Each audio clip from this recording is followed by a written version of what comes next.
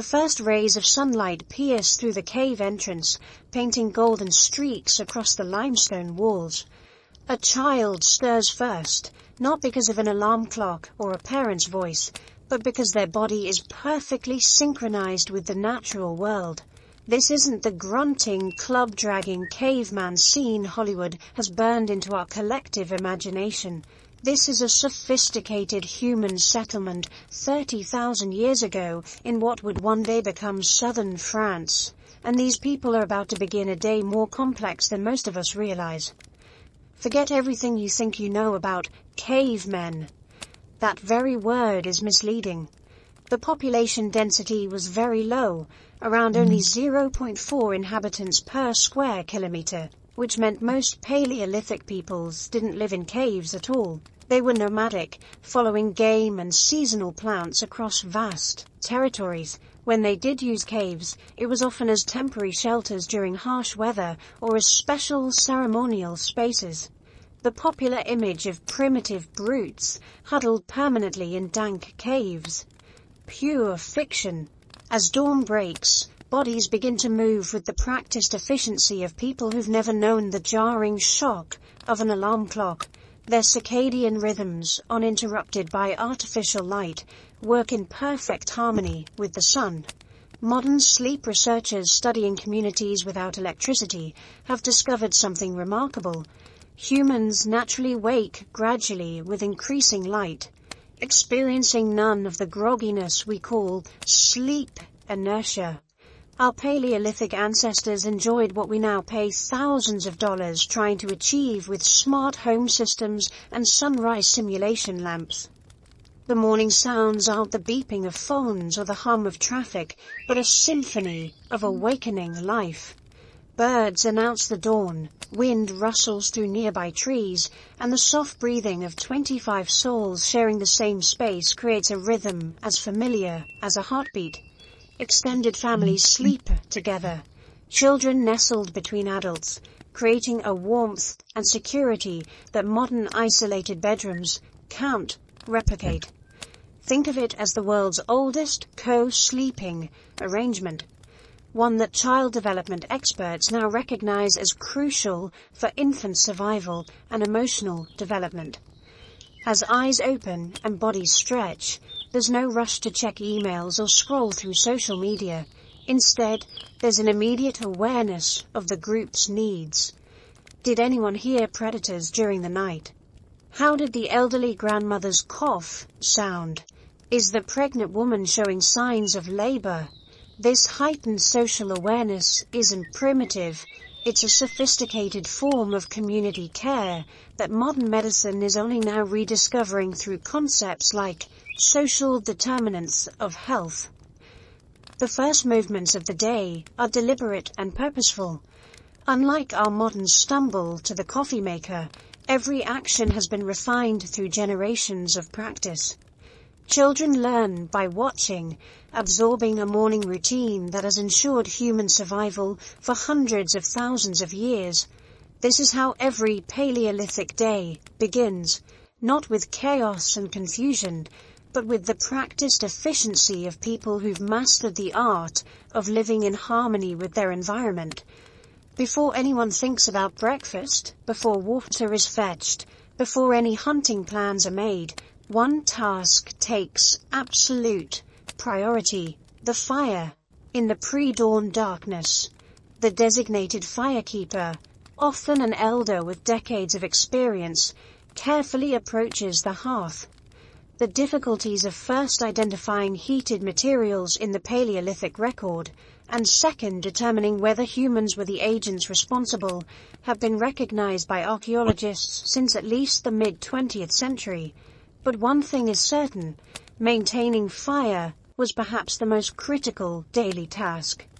This isn't just about warmth, though in the Ice Age climate, that's crucial. Fire is technology, protection, social hub, and food processor all rolled into one. The firekeeper kneels beside the hearth, gently blowing on embers that have been carefully banked the night before. Think of it as humanity's first 24/7 operation, a flame that might have been passed down through generations. never allowed to fully die. The technique is precise. Too much air and the fragile embers scatter, too little and they suffocate. The firekeeper has learned this balance through years of practice, understanding aerodynamics in a way that would make modern engineers nod in appreciation. Small dry twigs are added first, kindling gathered the day before and stored in a dry spot. This isn't random, it's a carefully curated selection of materials, each chosen for its burning properties. Modern campers who struggle with matches and lighter fluid would be amazed at the efficiency. Within minutes, flames begin to lick upward, casting dancing shadows on the cave walls. The firekeeper adds larger pieces, creating a structure that maximizes airflow while conserving fuel. Its architecture and chemistry combined, knowledge passed down through countless generations without a single written manual. But here's what most people don't realize. This fire isn't just for one family. Evidence from fossilized skeletons that archaeologists have found indicate that ancient foragers were less likely to suffer from starvation or malnutrition and were generally taller and healthier than the peasants who came after them. This health wasn't accidental. It came from communities that shared resources, including fire.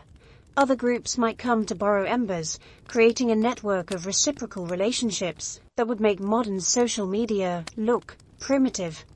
The morning fire serves multiple purposes simultaneously. It's a deterrent to predators who might still be prowling in the dawn light. It's a signal to other human groups. Smoke rising in the morning air says, "We are here, we are alive, we are human." It's the center of breakfast preparation, tool making, and social gathering. In essence, it's the heart of Paleolithic technology. As the flames grow stronger, the firekeeper's job shifts from ignition to management. Different areas of the hearth are prepared for different purposes. A hot section for cooking, a cooler area for warmth, a bed of coals for tool making later. This isn't random fire tending, it's skilled technical work that required understanding heat distribution, fuel consumption, and timing. The firekeeper is engineer, chemist, and social coordinator all at once, managing humanity's most transformative technology with an expertise we're only now beginning to fully appreciate. As the fire crackles to life and warmth spreads through the settlement, something remarkable happens. Without any formal announcement, without scheduled calendar invites or agenda items, the adults begin to gather around the hearth. This is the morning council, a daily practice that predates any formal government by tens of thousands of years, yet operates with an efficiency that would make modern management consultants envious. The elderly woman who leads the group doesn't hold her position because of hereditary privilege or political maneuvering. She's earned respect through decades of successful decisions, deep knowledge of the landscape, and an uncanny ability to predict weather patterns. Archaeological evidence from art and funerary rituals indicates that a number of individual women enjoyed seemingly high status in their communities, and it is likely that both sexes participated in decision-making. This isn't the patriarchal caveman society popular culture imagines. It's a pragmatic system where competence matters more than gender. The discussion begins with immediate concerns. A young hunter reports tracks near the water source, possibly deer, but the prints suggest they're wary, perhaps sensing predators. An experienced gatherer mentions that the hazelnut groves 2 valleys over should be ready for harvest within days. Someone else notes that the wind patterns have shifted, suggesting weather changes ahead. This isn't idle chatter, it's intelligence gathering that would rival any modern situation room. What's fascinating is how decisions are made. There's no formal voting, no Robert's Rules of Order, yet everyone who wants to speak gets heard. Even adolescents can offer observations, though they're expected to listen more than talk. The process resembles what anthropologists call consensus building. Ideas are discussed, modified, and refined until a general agreement emerges. It's democracy in its purest form, thousands of years before Athens claimed to invent it. Today's plan emerges organically. A hunting party will investigate those deer tracks, but they'll take a circuitous route to check 3 other potential sites along the way. A gathering group will head to yesterday's nut grove to finish collection there before the hazelnuts fully ripen. 2 crafters will stay behind to finish preparing winter clothing. The weather change makes this urgent. An elder will take the children to the stream, combining water collection with education about edible plants along the way. Notice what's missing. No one is assigned to meaningless busy work. No one spends 8 hours on a single repetitive task. Every activity has clear purpose and immediate benefit to the group. The modern concept of bullshit jobs that anthropologist David Graeber wrote about would be incomprehensible to these people. Every task directly contributes to survival and well-being. The morning council also serves a social function we've largely lost in modern life. It's a daily reaffirmation of community bonds, a chance to air grievances before they fester, and an opportunity to share knowledge across generations. The grandmother teaching a young mother about infant care, the experienced hunter demonstrating a new tracking technique, the child excitedly describing a new berry patch they discovered. All of this happens organically within the council structure. It's education, governance, and social bonding rolled into one efficient morning ritual that sets the tone for the entire day. With the day's plan settled, one of the first groups to depart faces a task so fundamental we barely think about it today: water collection. Turn a handle, water flows. But for our Paleolithic ancestors, water meant a daily journey that shaped settlement patterns, social structures, and survival itself. This morning, like every morning for thousands of years, a small group prepares for the water run. The water carriers aren't chosen randomly. They're typically adolescents and young adults, old enough to carry heavy loads, young enough to make the journey quickly. They grab containers made from animal bladders and tightly woven baskets sealed with pine resin. Think of these as humanity's first water bottles, engineered through trial and error to be lightweight when empty, yet sturdy when full. Some groups near rivers used hollowed gourds, others crafted containers from birch bark. The technology varied, but the need remained constant. The journey to water isn't just about filling containers. It's a carefully choreographed safety operation. The water source attracts every living thing in the area, from harmless deer to dangerous predators. The group moves with practiced caution, one person always scanning for threats while others fill containers. They've learned that dawn and dusk are the most dangerous times, when predators hunt. Mid-morning offers the best balance of visibility and safety. Along the way, they're not just walking, they're gathering intelligence. Fresh tracks in the mud tell stories. Which animals drank here last night, whether predators are nearby, if other human groups have passed through. A broken branch might indicate a bear's passage. Disturbed vegetation could mean a herd of aurochs. This information is as valuable as the water itself, mental notes that will be shared back at camp. The water source itself is a marvel of accumulated knowledge. They know which pools stay cleanest, which streams run year-round, where the water tastes sweetest. Some groups discovered natural filtration, collecting water where it's seeped through sand and gravel. Others learned to avoid certain sources during algae blooms. This wasn't written in any manual. It was knowledge earned through generations of observation, sometimes paid for with severe illness when mistakes were made. But here's what archaeology reveals that surprises modern researchers. Large seeded legumes were part of the human diet long before the Neolithic Revolution, as evident from archaeobotanical finds from the Mousterian layers of Kabara Cave in Israel. These water-gathering trips served double duty. The carriers collected edible plants along the way, maximizing efficiency in a way that would make modern productivity experts proud. A single journey accomplished multiple tasks: water, food, intelligence gathering, and territory monitoring. The return journey is the hardest. A filled water container can weigh 30 pounds or more. The carriers have developed specific techniques, using tump lines across their foreheads to distribute weight, walking with a particular gait that minimizes sloshing, taking specific routes that avoid rough terrain. Its ergonomics developed through millennia of practice. Modern hikers with their high-tech hydration systems are using principles these ancient people perfected. Distribute weight evenly, maintain steady pace, protect the water at all costs. Because without water, nothing else matters. While the water carriers make their journey, another group prepares for what we might call the breakfast hunt, though this bears no resemblance to a quick trip to the grocery store.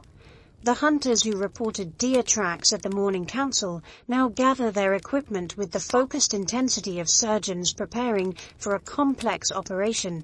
This isn't the dramatic mammoth hunt of popular imagination. This is about securing fresh protein for the morning meal.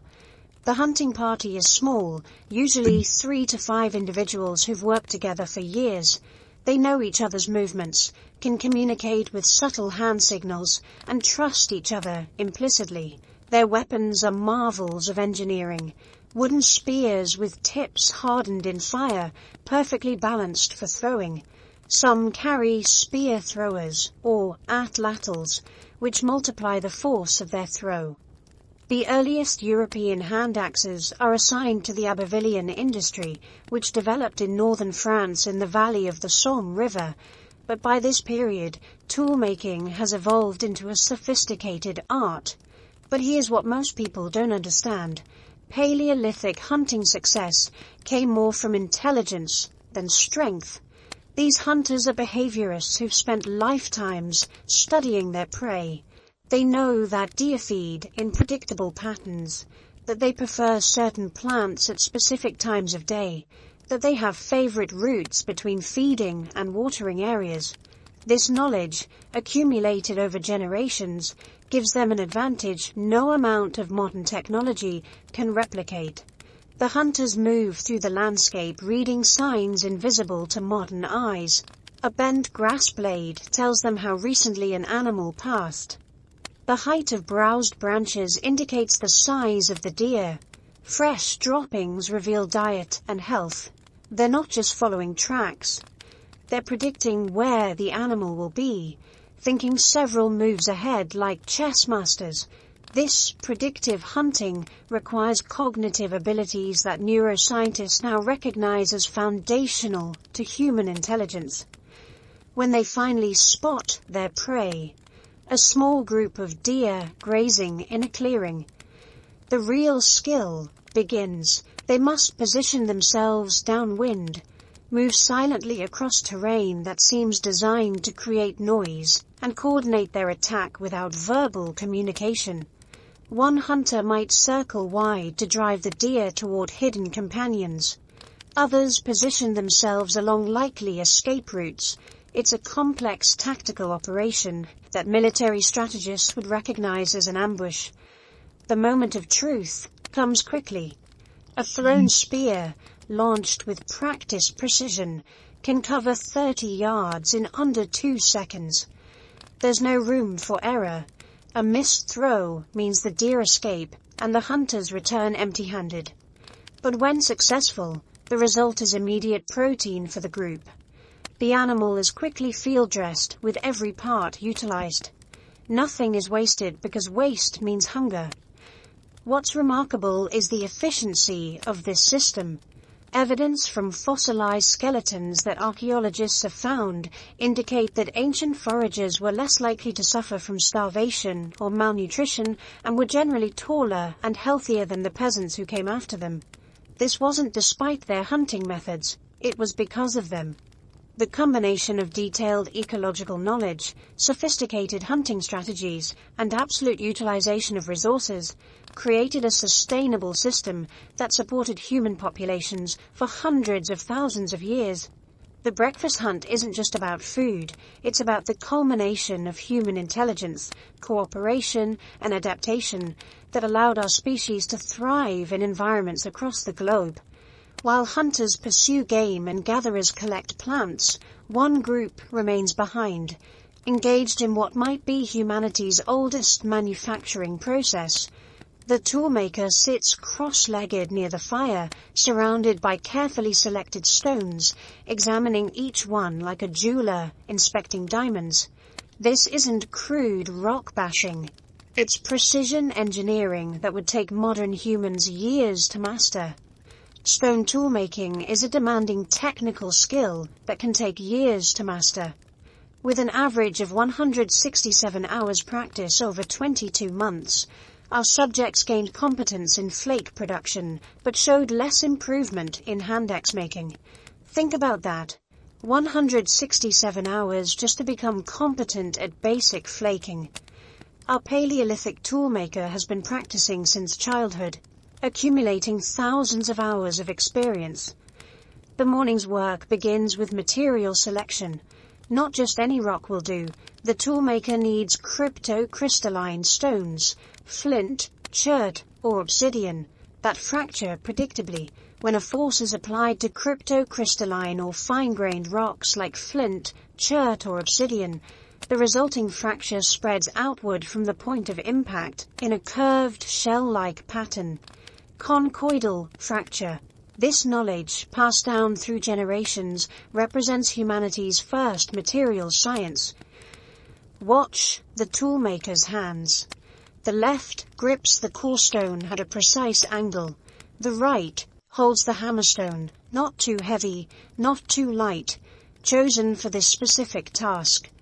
The strike comes not from the arm, but from the wrist. A controlled snap that directs force exactly where needed. Modern studies using brain imaging show that making technical judgments about lower Paleolithic toolmaking affects neural activity and functional connectivity in dorsal prefrontal cortex, the same brain regions we use for complex planning and decision-making today. Each strike is a calculated risk. Mistakes in knapping are often fatal to the tool being created. One wrong hit can shatter hours of work. The toolmaker must constantly evaluate, is this the right angle? How much force? Where exactly should the blow land? It's a three-dimensional chess game where every move permanently alters the board. The workshop isn't just about making tools, it's about innovation. The Aurignacian culture seems to have been the first to rely largely on blades. The use of blades exponentially increases the efficiency of core usage compared to the Levallois flake technique. This represents a technological revolution as significant as the computer chip. More cutting edge from the same amount of raw material means less time gathering stones, more time for other activities. It's the Paleolithic equivalent of industrial efficiency. The social aspect is equally important. Young apprentices watch every move, learning through observation. There's no YouTube tutorial, no written manual, just the patient transmission of knowledge from master to student. The toolmaker occasionally pauses to let an apprentice try, guiding their hands, correcting their grip. This teaching moment represents something profound. The deliberate transfer of complex technical knowledge, a uniquely human trait that allows culture to accumulate and progress across generations. As the toolmaker works, another group prepares for what many consider the most important daily activity, gathering, led by experienced women who know every edible plant within a day's walk. This expedition will provide the majority of calories consumed today. Forget the man-the-hunter stereotype. Archaeological evidence increasingly suggests that plant foods, not meat, form the foundation of the Paleolithic diet. The gathering party includes women of all ages, from grandmothers whose knowledge spans decades to young girls just learning to identify edible plants. Several men join too, particularly younger ones who haven't yet proven themselves as hunters. They carry specialized tools, digging sticks hardened in fire, woven baskets waterproofed with pine resin, and sharp flakes for cutting tough stems. It's a toolkit refined over millennia for maximum efficiency. Their destination today is a valley 2 hours away, where experience tells them certain tubers should be ready. But this isn't a single-minded grocery run. Large seeded legumes were part of the human diet long before the Neolithic Revolution, as evident from archaeobotanical finds from the Musterian layers of Kabara Cave in Israel. The gatherers move through the landscape like ecological scientists, constantly observing, testing, remembering. A young woman spots unfamiliar berries. Rather than risk poisoning, she performs a systematic test passed down through generations. First, she crushes a berry and rubs it on sensitive skin, the inside of her wrist.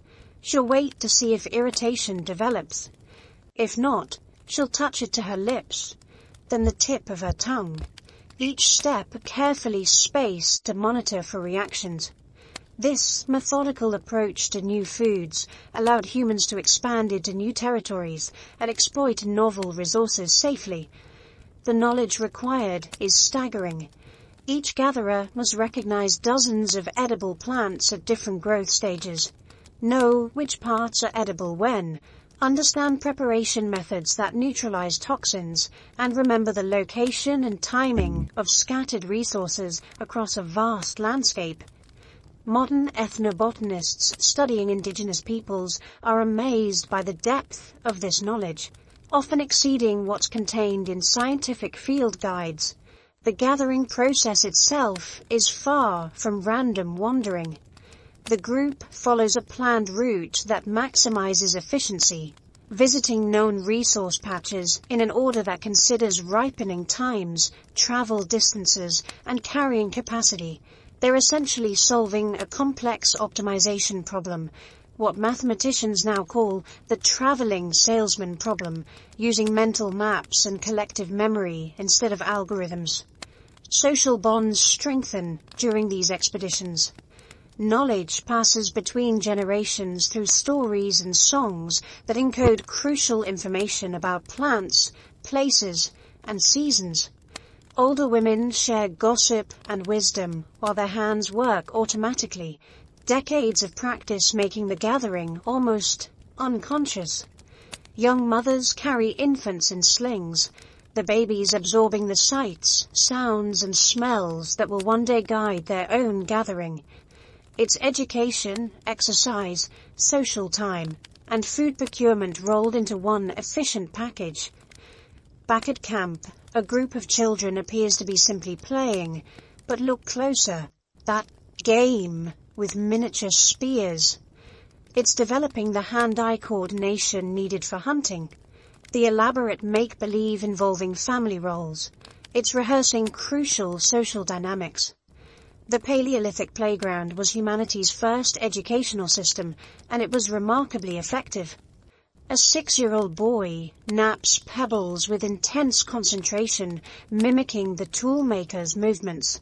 His tools are laughably crude by adult standards, but each strike teaches the relationship between angle, force, and fracture. By adolescence, he'll produce functional tools. By adulthood, he might innovate new techniques. This progression from play to mastery happens without formal instruction, driven by intrinsic motivation that modern educators struggle to replicate. The girls aren't just playing with dolls, though they do that too, using figures made from clay or bundled grass. They're also practicing basket weaving with grass stems, learning the basic patterns that will eventually create waterproof containers. They identify edible plants in the area around camp, competing to see who can find the most species. It's botany class disguised as entertainment. Mixed-age playgroups create natural mentoring systems. Older children gain status by teaching younger ones, reinforcing their own knowledge in the process. A 12-year-old girl shows a younger child how to extract fibers from plant stems, demonstrating the patience and clarity of an experienced teacher. She learned this same skill from an older child years ago, continuing a chain of knowledge transfer stretching back generations. Physical play dominates much of the day. Children chase each other through obstacle courses of rocks and logs, developing the agility needed to navigate rough terrain while pursuing game or fleeing predators. They climb trees with monkey-like efficiency, throw stones at targets with increasing accuracy, and wrestle in ways that build strength while teaching social boundaries. It's a full-body curriculum that produces adults capable of remarkable physical feats. But perhaps most importantly, children have time, vast amounts of unstructured time to explore, experiment, and create. The dog was the first animal that Homo sapiens domesticated. Dogs are descendants of wild wolves, and their domestication occurred long before the agriculture revolution. A child playing with wolf puppies at the edge of camp might be participating in one of humanity's most transformative relationships.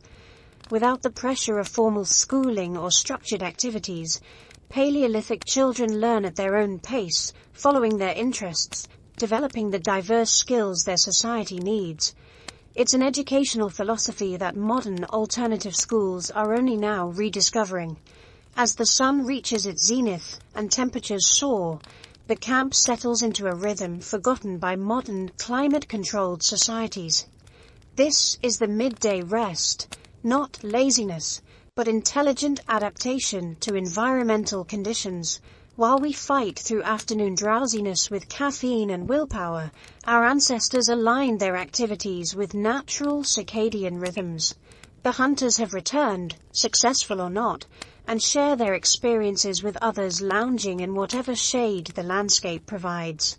Their stories aren't just entertainment, they're information transfer systems. A hunter describes new tracks spotted near a distant waterhole, updating the group's mental map of game movements. Another demonstrates how he modified his spear-throwing technique to account for wind, sharing innovation in real time.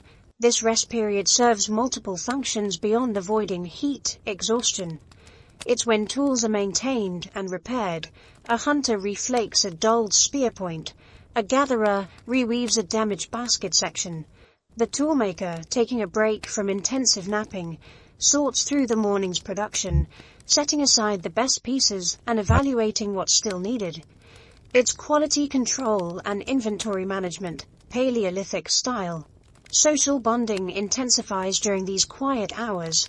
Interband trade may have appeared during the Middle Paleolithic, because trade between bands would have helped ensure their survival by allowing them to exchange resources and commodities. A visitor from a neighboring band might arrive during midday, when travel is least pleasant, but camps are most likely to have everyone present. Information about resource locations, weather patterns, and the movement of other human groups gets exchanged along with trade goods. The elderly, valued for their knowledge rather than marginalized for their reduced physical capacity, hold court during rest periods, their living libraries, their memories containing decades of crucial information about rare events, droughts, exceptional winters, unusual animal behaviors. A grandmother recounts a similar weather pattern from 40 years ago and what plants remained edible during the drought that followed. This institutional memory helps the group prepare for low-frequency but high-impact events. Children nap or engage in quiet activities, processing the morning's intense learning through play and rest. Adults might work on non-urgent crafts, decorating tools, creating jewelry from shells and stones, experimenting with new techniques without the pressure of immediate need. It's during these relaxed moments that innovation often occurs, when minds freed from survival pressure can explore creative solutions. The midday rest also provides time for what we might now call preventive healthcare. Individuals tend to minor injuries before they become major problems, apply herbal remedies to cuts and bruises, and massage sore muscles. The group's informal medical knowledge gets shared and reinforced through casual conversation about what works and what doesn't. It's peer-reviewed medicine, tested across generations of practical application. As shadows begin to lengthen and temperatures drop, the camp stirs back to life with renewed energy. The afternoon is prime time for craft work, particularly the endless task of creating and maintaining clothing. In the Paleolithic world, fashion wasn't about status, it was about survival, and the skills required would humble modern designers. A woman sits with a fresh deer hide, beginning the complex process of transformation. First, she uses a stone scraper to remove every trace of fat and flesh, a job requiring hours of careful work. Scrapers were essential for processing animal hides and other materials, playing a crucial role in early humans' daily lives. One missed spot could mean decay, ruining the entire hide. Her movements are rhythmic, almost meditative, muscle memory from years of practice guiding each stroke. Nearby, her sister works on a more advanced stage, softening an already cleaned hide. She's created a mixture of brain tissue and water, worked into a paste that contains natural enzymes perfect for breaking down the hide's tough fibers. Modern tanners using industrial chemicals would be amazed at the effectiveness of this Stone Age solution. She works the mixture into every fiber, kneading and stretching, transforming rigid skin into supple leather. The sewing station represents perhaps the most underappreciated Paleolithic innovation. From the Upper Paleolithic on, there is ample evidence that early humans used materials other than stone, such as bone, antler, and ivory, as part of their toolkit.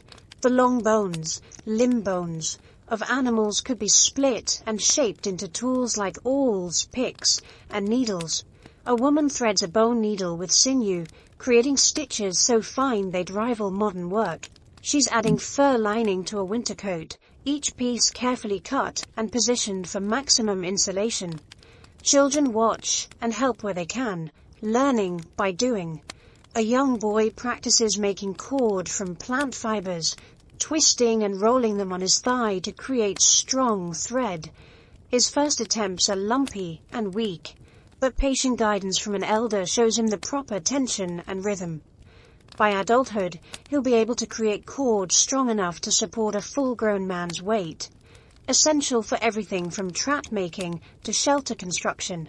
The variety of clothing produced challenges our caveman stereotypes. These aren't crude fur wraps, but tailored garments with hoods, sleeves, and closures. Decorative elements appear too.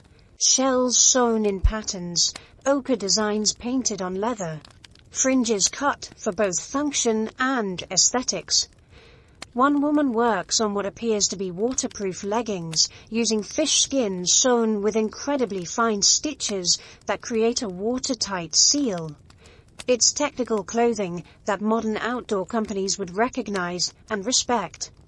The afternoon craft session is also when ornamental items are created.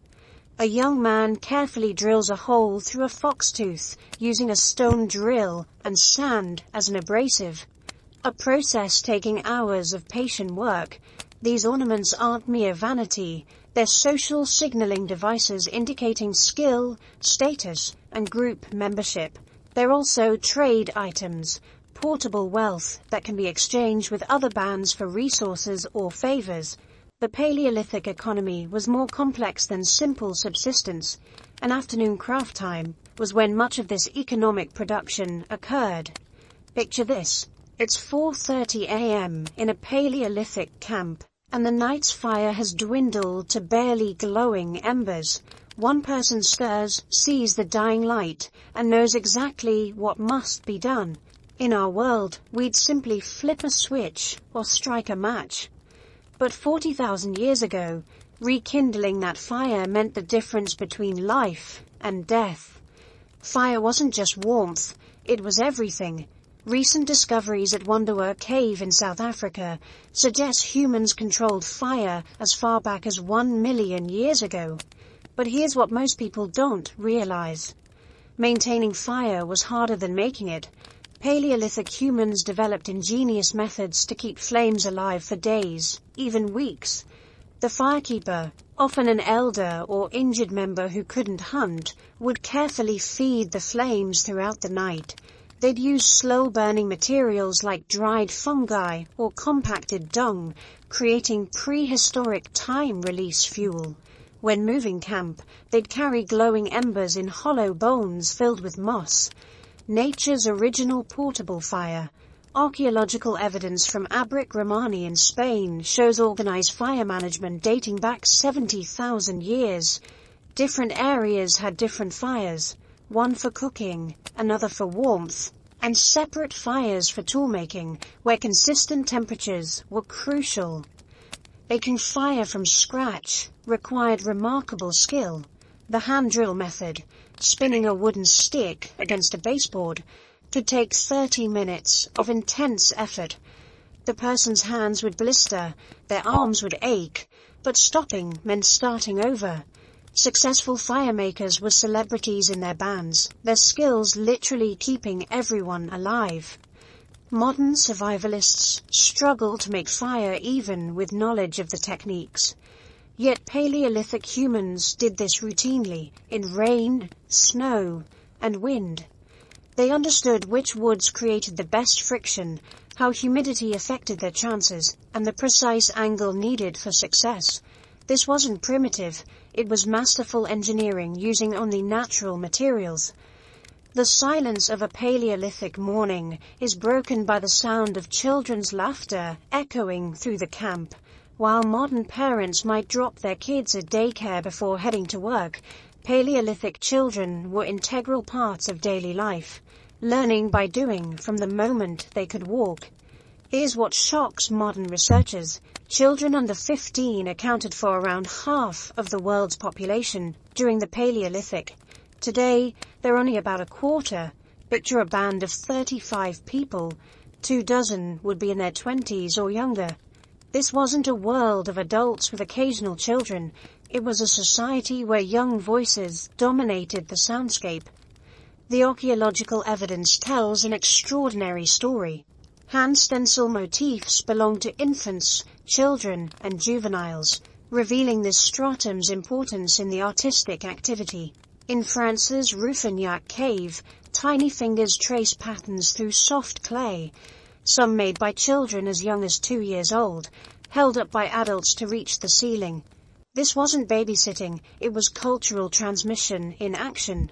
Unlike our age-segregated society, Paleolithic children were everywhere adults were.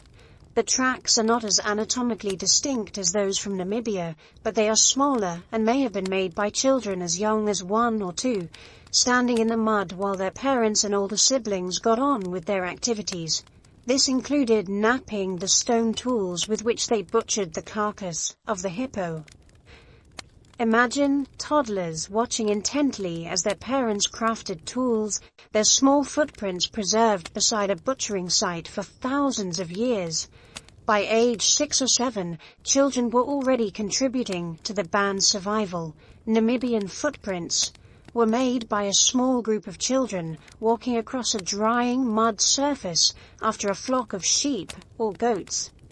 These weren't modern children with scheduled playdates. They were trusted with real responsibilities, learning through experience how to track animals and navigate their landscape.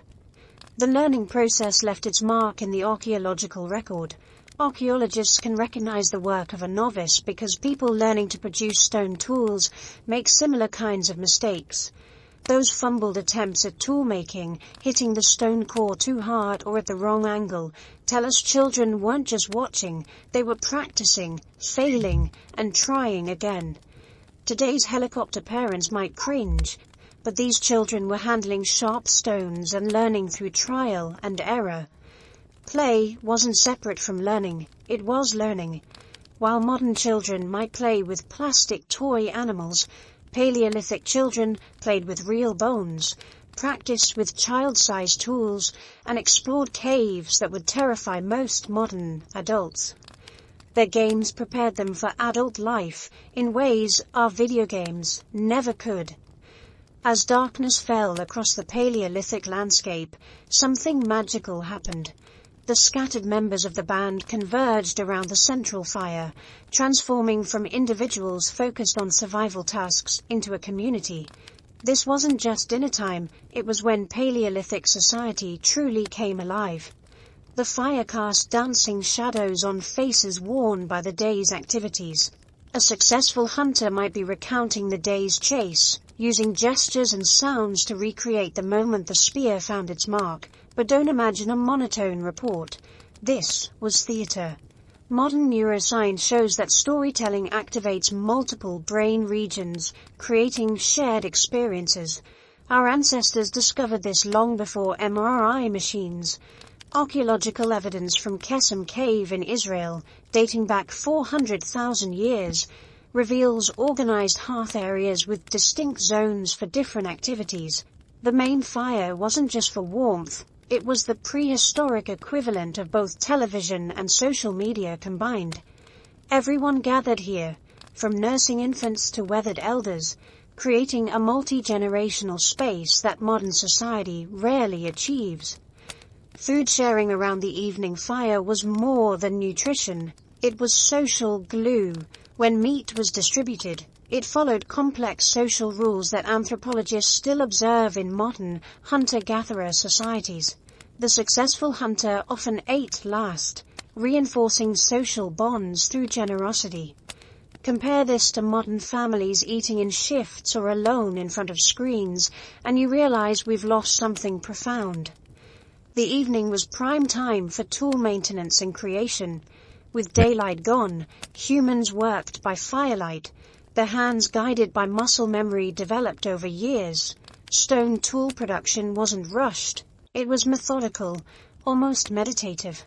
The rhythmic sound of stone on stone became part of the evening's soundtrack, as familiar as our television theme songs. Music filled these evenings too. Bone flutes from Germany, dating to 43,000 years ago, weren't solo instruments. They were part of ensemble performances. Add drums made from stretched hides, rattles from gourds filled with stones, and voices raised in song, and you had a symphony that lasted hours. Unlike our passive entertainment consumption, everyone participated. Even infants experienced rhythm through their mothers' movements as they danced. These gatherings were when knowledge transferred between generations. No written manuals existed, so everything, from which plants were poisonous to how to track wounded prey, was transmitted orally. Elders held living libraries in their minds, and evening gatherings were when these books opened. A child listening to stories about the last great drought wasn't just being entertained, they were downloading survival software. As the fire burned lower and children dozed against their parents, adults might continue talking in low voices, planning tomorrow's activities or discussing concerns about weather patterns. The evening gathering wasn't just social time, it was when bands became communities, when individuals became a people. Without these nightly rituals, human culture as we know it might never have developed. Before the first bird sang, before even the faintest hint of dawn touched the eastern sky, someone in the Paleolithic camp was already awake. Their internal clock, unaffected by artificial light or alarm apps, responded to subtle cues we modern humans have largely forgotten. The slight drop in temperature before dawn, the changing sounds of nocturnal animals, the way the fire's crackle shifted as moisture gathered in the pre-dawn air. This early riser had one critical job: check the fire. In our world of instant heat and light, it's hard to grasp how terrifying a dead fire could be. Starting fire from scratch in the morning damp was a nightmare scenario. The firekeeper would carefully uncover the buried coals from the previous night, blowing gently to coax them back to life, adding dried moss or fungus that had been kept dry specifically for this purpose. As the fire rekindled, its light would gradually wake others. No jarring alarms, no rushed morning routines. Paleolithic mornings unfolded with the natural rhythm of increasing light. Bodies stirred under fur blankets. Children nestled closer to parents for a few more moments of warmth. The sounds were gentle, the soft breathing of the band, the rustle of someone stretching, the crack of joints as elders rose from sleeping positions. Music may have developed from rhythmic sounds produced by daily chores, for example, cracking open nuts with stones. The morning soundscape included these work rhythms. Someone already beginning to process yesterday's gathered nuts. The steady scrape of hide preparation, the tap-tap-tap of stone tool maintenance. These weren't just chores. They were the morning music of the Paleolithic. Water collection was among the first tasks. Unlike turning a faucet, this meant someone walking to the nearest stream or spring, often several hundred meters away. They'd carry water in cleaned animal bladders or tightly woven baskets sealed with pine resin. The water carrier might pause to check for fresh animal tracks, multitasking that could determine the day's hunting plans. Morning hygiene existed, though it looked different from our routines. Teeth were cleaned with fibrous plant materials, faces washed in cold stream water, hair was managed with bone combs and animal fat. Archaeological evidence shows surprisingly sophisticated grooming tools. Our ancestors weren't the unkempt savages popular culture imagines. Large seeded legumes were part of the human diet long before the Neolithic Revolution, as evident from archaeobotanical finds from the Mousterian layers of Kebara Cave in Israel Paleolithic. Leftover roasted roots from the previous night, perhaps some dried meat, nuts gathered days ago. The morning meal was about quick energy before the day's real work began. As full daylight arrived, the band would gather briefly to plan. Who would hunt? Who would gather? Who would stay with the children and elders? These weren't casual decisions. They were survival strategies refined over thousands of generations. The morning ritual wasn't just about waking up. It was about synchronizing an entire community for another day of successful living in a challenging world. Imagine walking for weeks across unfamiliar landscapes, carrying precious cargo wrapped in animal hide. Your destination, a gathering place where multiple bands converge, drawn by the promise of exotic goods and vital social connections. This wasn't a medieval market or ancient bazaar. This was Paleolithic trade, and it was far more sophisticated than most people realize. The evidence is written in stone, literally. Obsidian tools found hundreds of miles from their volcanic sources tell stories of vast trading networks that spanned continents. At archaeological sites across Europe, researchers find Mediterranean seashells in landlocked regions, Baltic amber in southern caves, and high-quality flint that traveled distances that would challenge modern backpackers. These weren't casual exchanges between neighbors. Chemical analysis of stone tools reveals organized networks that moved materials across thousands of square miles. Sourcing artifacts, identifying where a particular raw material came from, involves a series of laboratory tests on artifacts which are then compared to known, similar materials. When scientists analyze a piece of obsidian found in France and trace it to a specific volcano in Italy, they're uncovering ancient trade routes that functioned for thousands of years. But why would Paleolithic humans walk hundreds of miles for a particular type of stone when adequate materials existed locally? The answer reveals something profound about human nature. These trades weren't just about acquiring better tools. They were about maintaining social networks that could mean survival during hard times. A band with connections to multiple groups had insurance against local disasters, potential marriage partners, and access to diverse knowledge. Exchange could be used to strengthen social bonds instead of creating wealth. Unlike our market economy, where strangers exchange money for goods, Paleolithic trade was deeply personal.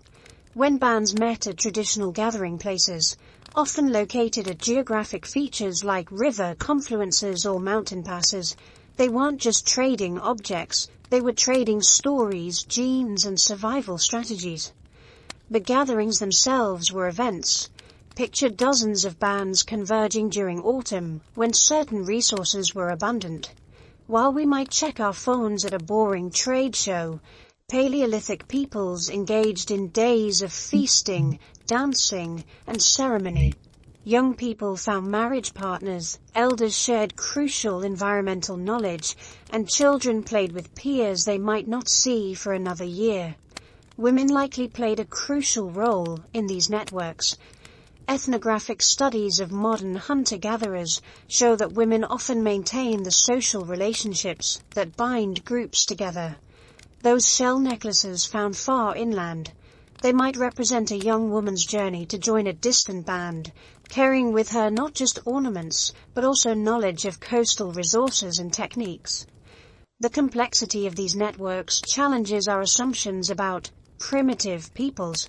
They maintained mental maps of territory spanning hundreds of miles, remembered genealogies linking distant groups, and honored trade partnerships that might stretch across generations.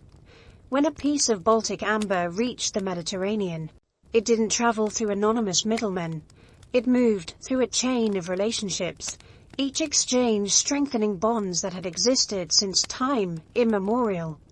The flickering firelight cast shadows on the cave wall, transforming natural rock formations into something more. Spirits, perhaps, or ancestors watching from beyond. A body lies prepared for burial, covered in red ochre that gleams like blood in the dancing light. This isn't a scene from recorded history, but from 30,000 years ago, when Paleolithic humans developed complex spiritual beliefs that would shock those who dismiss them as primitive. Graves are the clearest signs of spiritual behavior, as it shows delineation between the world of the living and the world of the dead. The evidence begins in the Middle Paleolithic with our Neanderthal cousins.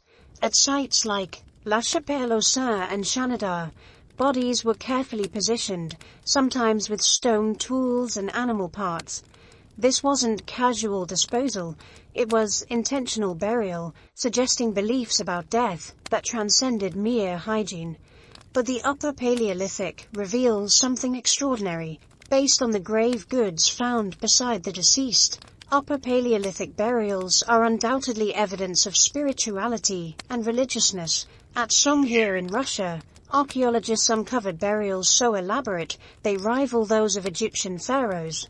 An adult male was covered in thousands of ivory beads that would have taken 10,000 hours to create. Over a year of full-time work, 2 children, buried head-to-head, wore clothing adorned with fox teeth and mammoth ivory. Red ochre appears everywhere in Paleolithic spiritual practice.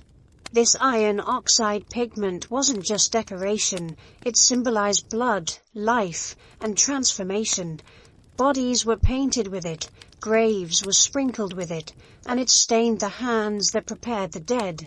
Modern cultures still use red in death rituals, from Hindu cremation ceremonies to Christian cardinal vestments, suggesting this color symbolism runs deep in human consciousness.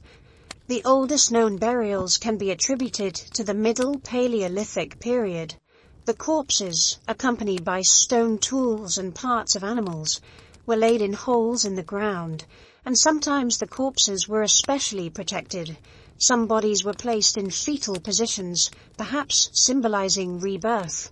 Others were oriented toward the rising sun.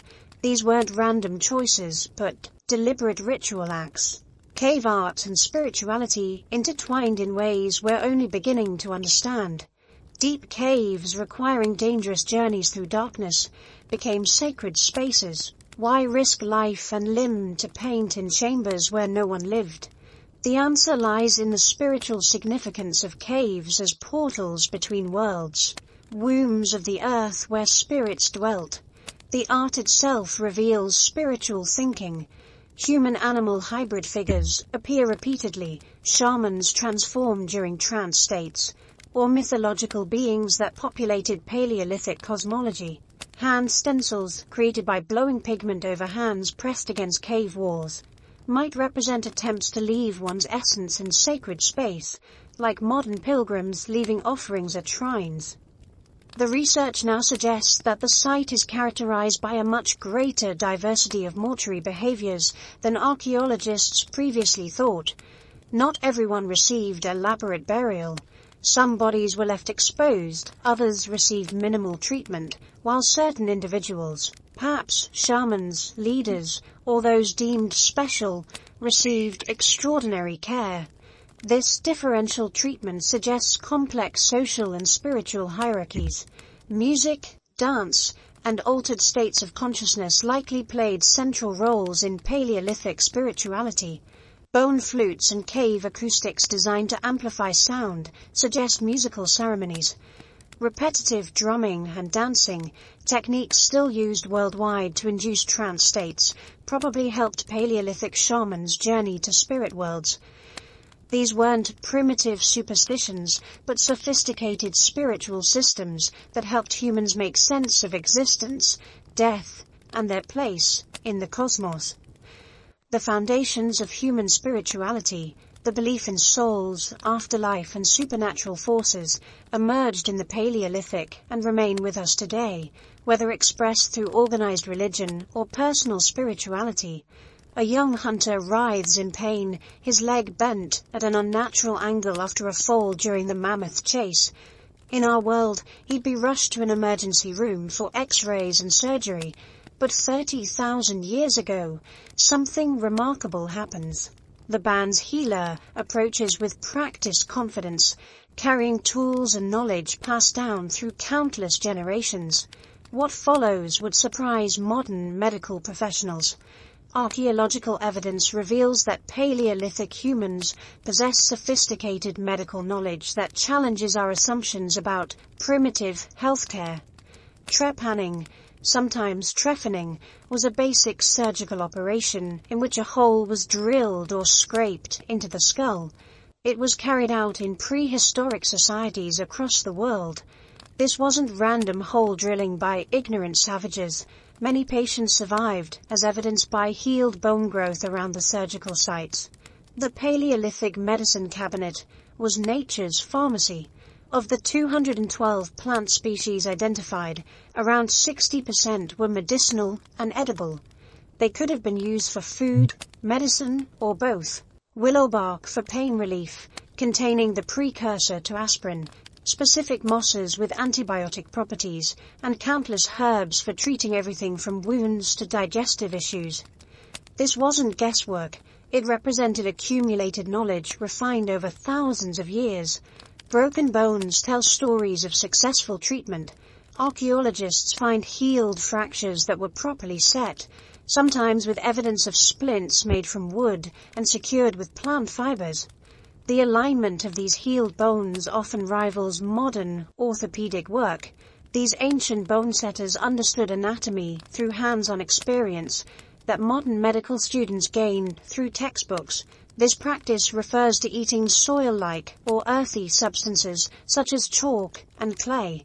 Animals and humans have done this for hundreds of thousands of years. What we might dismiss as eating dirt was actually sophisticated medicine. Certain clays have antimicrobial properties and can treat digestive issues, something pharmaceutical companies have only recently begun to explore. The role of the healer combined what we'd separate into multiple specialties: physician, pharmacist, psychologist, and spiritual counselor. These weren't charlatan faith healers, but individuals with deep knowledge of human anatomy, plant medicine, and psychological healing. They understood that treating the whole person, body, mind, and spirit, was more effective than addressing symptoms alone. Care for the disabled and injured reveals the compassionate heart of Paleolithic medicine. Skeletons show individuals who survived for years with disabilities that would have required constant care. A man with a withered arm who lived to old age.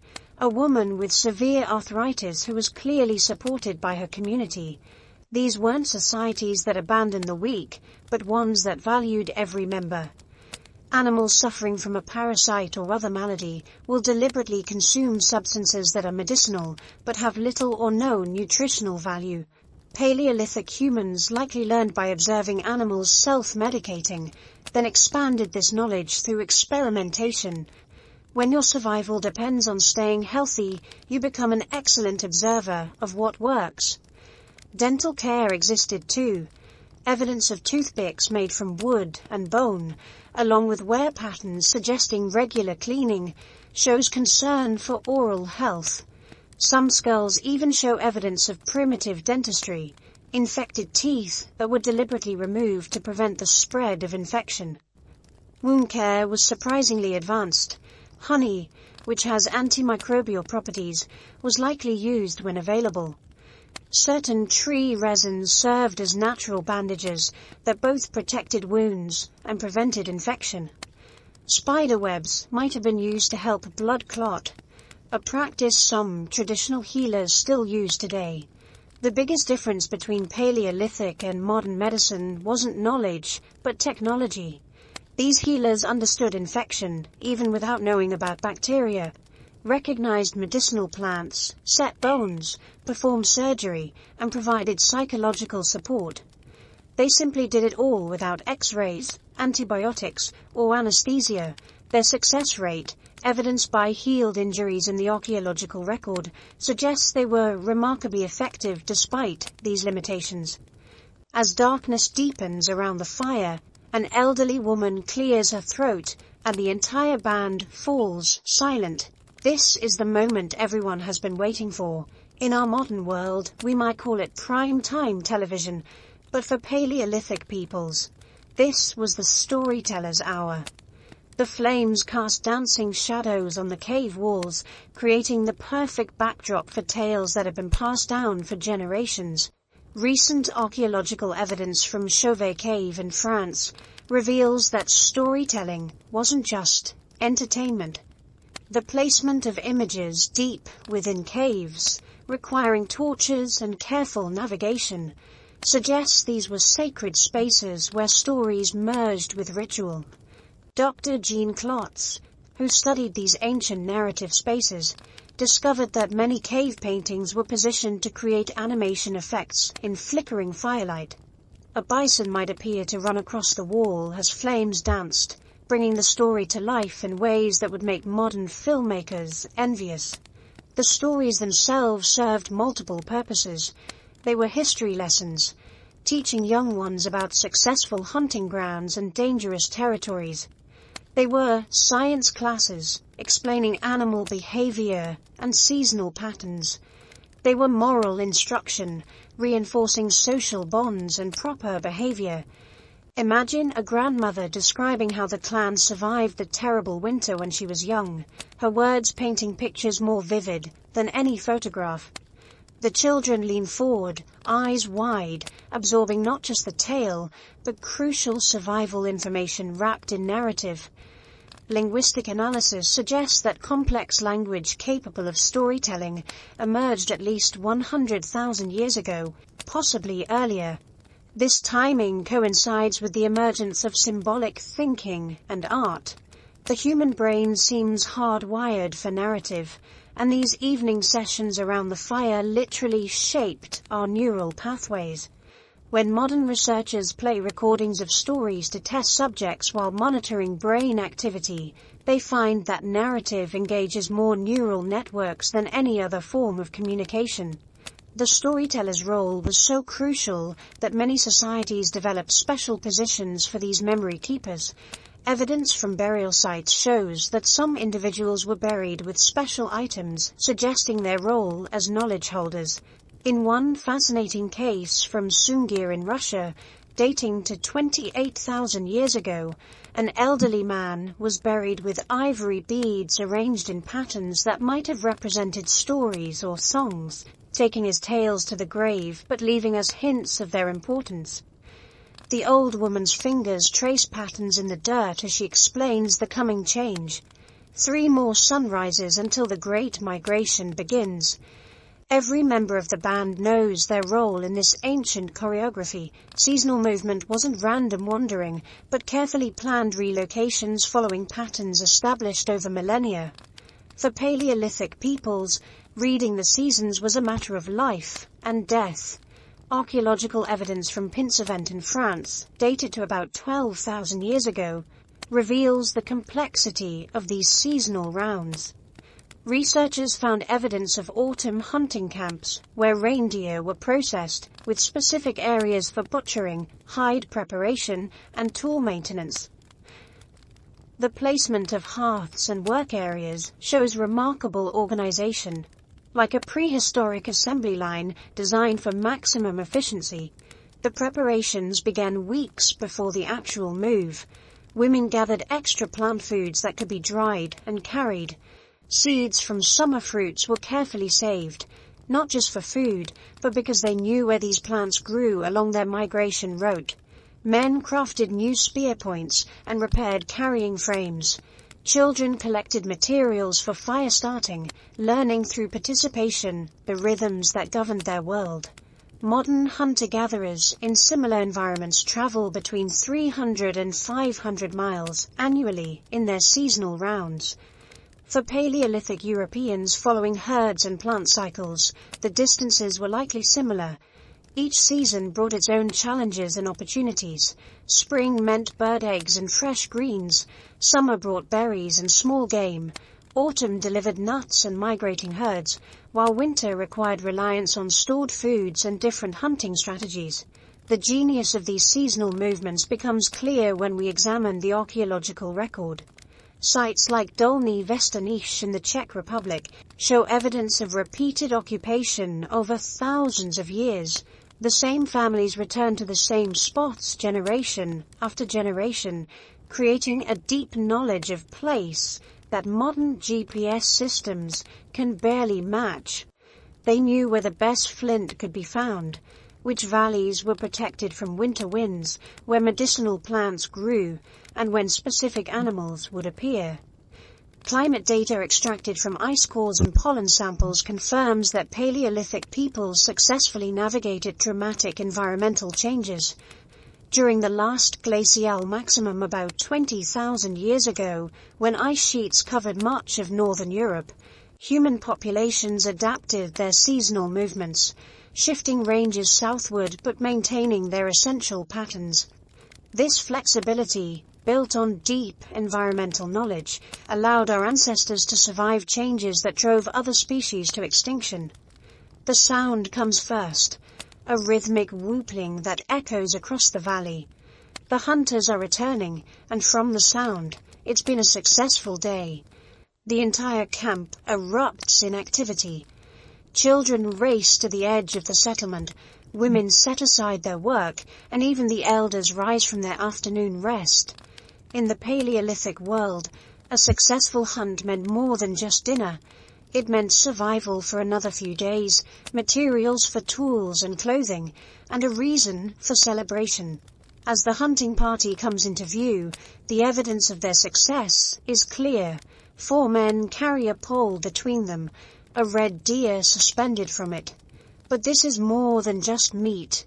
Archaeological studies of kill sites across Europe show that Paleolithic hunters utilized every part of their prey. The antlers would become tools and weapons. The hide would be transformed into clothing and shelter. The sinew would serve as thread. The bones would be cracked for marrow and carved into needles. Even the hooves would be boiled for glue. The division of the kill followed protocols as old as humanity itself. Studies of modern hunter-gatherers suggest these rules were complex and crucial for maintaining social harmony.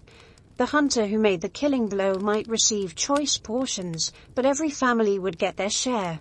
Special portions went to pregnant women, the elderly, and families with many children.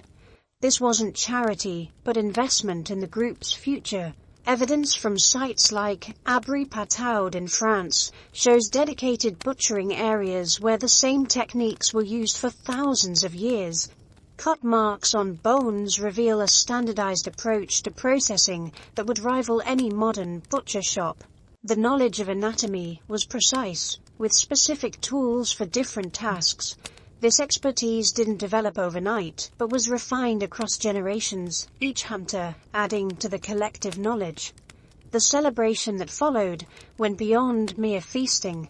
Bone flutes dating to 40,000 years ago have been found across Europe, suggesting music accompanied these gatherings.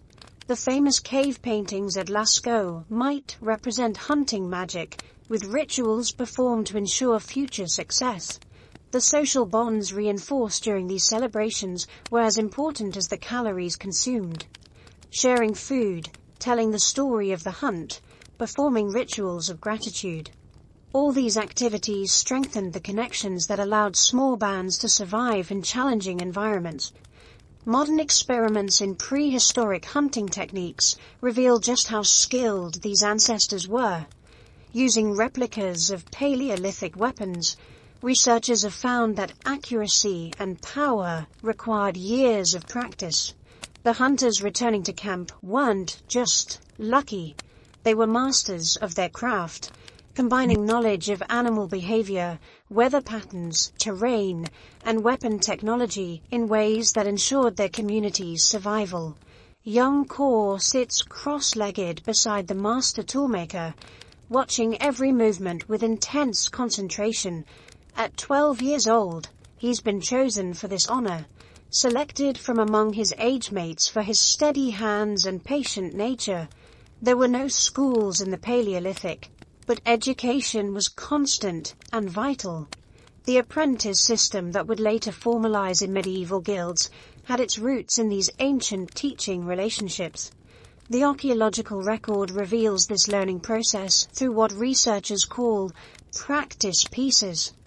At sites across Europe, archaeologists find poorly made tools alongside masterworks, clear evidence of learners working beside experts. At Étiolles in France, researchers discovered a knapping workshop dating to 13,000 years ago where they could actually trace the learning process. Discarded pieces showed progressive improvement, from clumsy first attempts to increasingly sophisticated work. The master demonstrates the technique again, angling the hammerstone just so, predicting where the flake will separate. This isn't just craft, but science. Modern studies show that successful stone tool making requires understanding of fracture mechanics that wouldn't be formally described until the 20th century. Yet Paleolithic toolmakers intuited these principles through generations of accumulated knowledge. Learning extended far beyond tool making. Girls learned plant identification from their mothers and aunts, memorizing not just which plants were edible, but when to harvest them, how to process them, and which ones had medicinal properties. Boys learned to read animal tracks, predict weather changes, and navigate using stars and landmarks. This knowledge transfer happened through observation, practice, and gentle correction, creating an educational system that produced graduates capable of surviving in environments that would challenge modern humans with all our technology. The apprentice system also served social functions. It created bonds between generations, ensured cultural continuity, and provided a pathway for innovation. When apprentices from different bands met during seasonal gatherings, they exchanged techniques, spreading innovations across vast territories.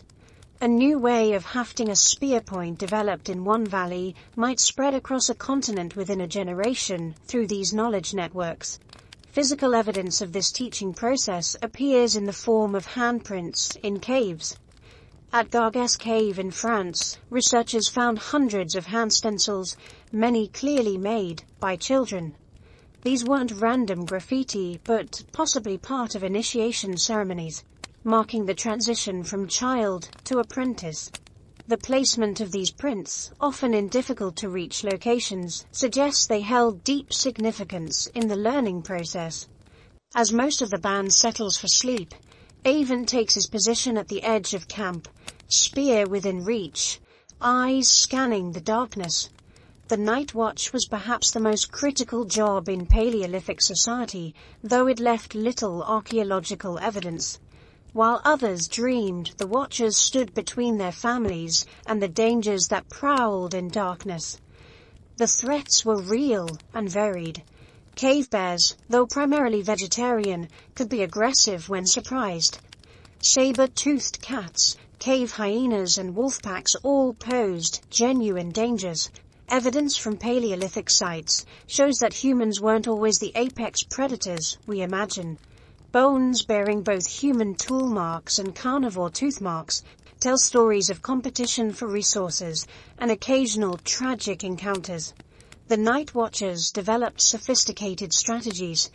They maintained fires at strategic points around the camp, knowing that most predators feared flame.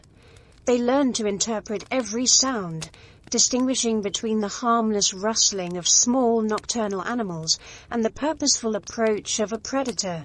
They knew that certain times of night were more dangerous than others, with the hours just before dawn being particularly critical when both humans and guards were at their most vulnerable. Archaeological evidence suggests these guards did more than just watch. At sites like Dolní Věstonice, researchers found evidence of nighttime activities, including tool-making and hide processing. The watchers kept their hands busy with tasks that could be done by firelight, maximizing productivity while maintaining vigilance. This multitasking approach meant that even security duties contributed to the group's material culture. The psychological toll of night watching shaped human evolution itself. Our ability to function on reduced sleep, our heightened night vision compared to other apes, and our acute hearing all evolved partly in response to the needs of nocturnal vigilance. The Watchers developed techniques we still use today, from caffeine-like stimulants made from certain plants to physical exercises that maintain alertness. The rotation of watch duties reveals sophisticated social organization. Evidence from seasonal camps shows that watching duties were shared according to complex rules considering age, health, and family obligations. Young adults typically took the most challenging middle-of-the-night shifts, while experienced hunters handled the critical pre-dawn hours. This system ensured that the community's security never depended on a single individual's alertness, creating redundancy that modern security experts would recognize as best practice. The accident happens quickly. Mara drops her clay-lined basket too close to the fire, expecting disaster. Instead, she discovers that the clay has hardened into a waterproof container. This fictional moment represents thousands of real discoveries that transformed Paleolithic life. Innovation wasn't planned in research laboratories, but emerged from daily activities, accidents, and careful observation. The archaeological record is full of such revolutionary moments. The oldest known fired ceramics come from Dolní Věstonice, dating to 29,000 years ago. These weren't pots, but figurines, suggesting that the technology was first used for symbolic purposes before someone realized its practical applications. This pattern repeats throughout prehistory, with innovations often beginning in one context before spreading to others. Consider the development of the needle, one of humanity's most underappreciated inventions. The oldest-eyed needles date to about 50,000 years ago, found in Denisova Cave in Siberia. This simple tool revolutionized clothing production, allowing for fitted garments that provided better insulation. The archaeological evidence shows rapid spread of this technology, suggesting information networks that spanned continents. Innovation required not just discovery, but acceptance. New techniques had to prove themselves against established traditions. The archaeological record shows periods of technological conservatism, punctuated by rapid change. During the Middle Paleolithic, tool styles remained relatively stable for thousands of years. Then, around 50,000 years ago, the pace of innovation accelerated dramatically. New tool types appeared and spread rapidly, suggesting changes in how knowledge was shared and preserved. The role of women in Paleolithic innovation is often overlooked, but was likely crucial. Ethnographic studies of modern hunter-gatherers show that women's gathering activities often lead to discoveries about plant processing, medicine, and material properties. The development of weaving, pottery, and food processing technologies likely emerged from the daily activities traditionally associated with women's work. Perhaps most remarkably, Paleolithic peoples developed the concept of improvement itself. They didn't just copy existing tools, but actively experimented with modifications. Microscopic analysis of stone tools reveals constant refinement, with each generation making subtle improvements. This culture of innovation, established in the Paleolithic, set the stage for all future human technological development. As the fire burns low, the elders gather for the evening's final task, planning tomorrow. This might seem mundane, but the ability to think beyond the immediate moment represented a cognitive revolution that separated our ancestors from other species. The archaeological evidence for planning extends back hundreds of thousands of years, written in the placement of tools, the selection of campsites, and the storage of resources. At Cavemen Cave in Israel, archaeologists discovered evidence of planning that dates back 400,000 years. Our ancestors were selecting specific stones for tools and storing them for future use. They kept fires burning continuously for months, requiring careful management of fuel resources. They preserved bones for marrow extraction weeks after the initial kill. These weren't spontaneous actions, but deliberate strategies requiring forethought and coordination. The evening planning sessions covered immediate needs and long-term strategies. Where would tomorrow's hunting party search? Which plants were ready for gathering? Who would watch the children while others worked? These decisions required encyclopedic knowledge of the environment, weather patterns, and seasonal changes. Modern project managers would recognize the complexity of coordinating a band's activities to ensure everyone was fed, protected, and productive. Evidence for this planning appears in the archaeological record as caches, stored materials hidden for future use. Throughout Europe and Asia, researchers have found collections of tools, raw materials, and even food stores deliberately hidden.